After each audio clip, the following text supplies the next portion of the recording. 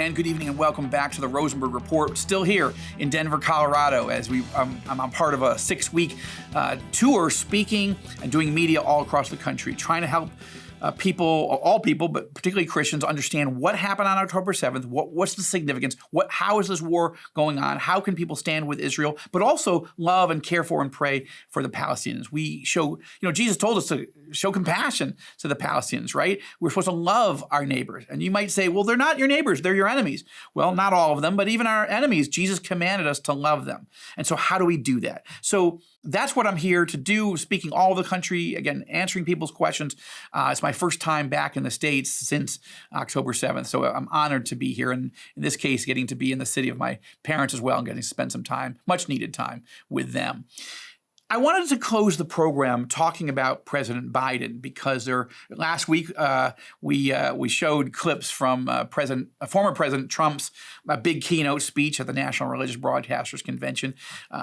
There's no question, I think anybody bipartisan would say that President Trump was the most pro-Israel president ever in American history. I mean, deciding that to declare that Jerusalem is the capital of Israel. No other president had ever done that. Moved the U.S. Embassy from Tel Aviv to Jerusalem. No other president had done that. Many from both parties had promised to do it. They just had never done it. And so many other things that President Trump did.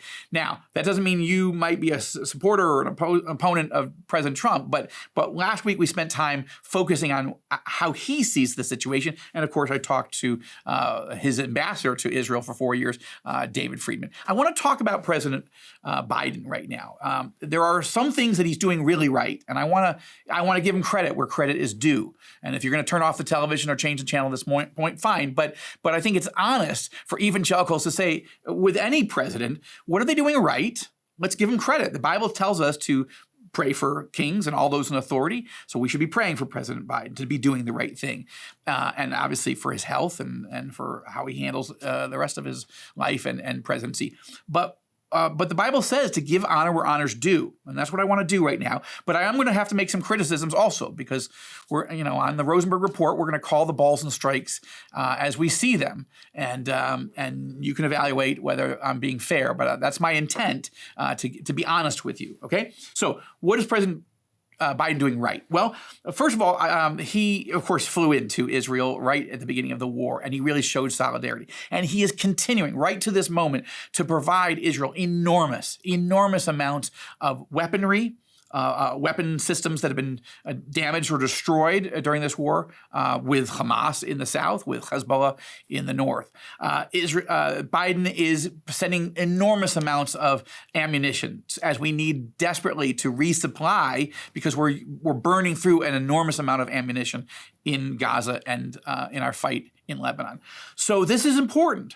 This is part of the U.S.-Israel alliance, and it's important. And President Biden has always described himself as being pro-Israel. He describes himself as a Zionist, and he's showing that in practical terms, he really is delivering, okay? He should get credit for that. He deserves credit for that. At the United Nations, President Biden and his team are also showing solidarity with Israel, continuing and continually vetoing super hostile resolutions that other countries are trying to pass to condemn Israel for this, that, and other things throughout this war. Most recently, just in the last few days, there was a resolution that was trying to be tabled to condemn Israel for creating a massacre in Gaza when food supplies were being brought in and a number of people were killed. But the Biden administration vetoed that condemnation. Why? Because it wasn't Israel's fault. Israel was providing assistance for humanitarian relief trucks to bring in food. It was Hamas that stormed in and started shooting and trying to kill people. And then people were trying to storm in and get that food. And the drivers got scared and started to drive away. And yes, they killed a number of people. This is tragic, but this isn't Israel's fault. And President Biden stepped in to say, no, we're not going to let that condemnation at the UN Security Council go through. But at the same time, President Biden is putting an enormous amount of pressure on Israel to stop fighting, to just call a ceasefire. That's not helpful. What he should be doing is calling on Hamas to surrender. That should be his message every single day. He told us that he supported our objective to finish off Hamas, and he should continue to support us in that. The other thing that he's done really that's been terrible, I mean, I just have to be candid with you. In January, he decided to renew a contract with the country of Qatar to keep a U.S. military base there, okay? Now, we've been there for a long time, and it would be expensive to leave, but Qatar is where the top Hamas leadership lives. Qatar lets the Hamas leadership live in their capital of Doha. And Qatar has the best relationship with Hamas. But so why didn't President Biden tell Qatar, listen, we'll renew this military contract with you, which is very lucrative for you and provides you safety from Iran and from others, but you have to pressure Hamas to let all those hostages out immediately. And if you don't, we're pulling the base out. Why didn't President Biden use that moment to create leverage on the one government in the world, aside from the Iranian regime, who has influence over Hamas? I don't accept that. I do not accept that an American ally hosts terror leaders in their own country, lets them live in luxury, and then doesn't do everything in their power, which is a lot, to pressure Hamas to give up all these hostages and to surrender. So President Biden has made a serious and very damaging mistake of judgment in January. But I don't think it's gotten much attention. We didn't cover it at the time. It's like with everything else that was going on, I just didn't focus on it. But as it became clear to me, Biden is helping, in effect, Biden is helping Qatar shirk its responsibilities. And I find that reprehensible. So that's the good, the bad, and the ugly with President Biden. Pray for him. We need him to do the right things.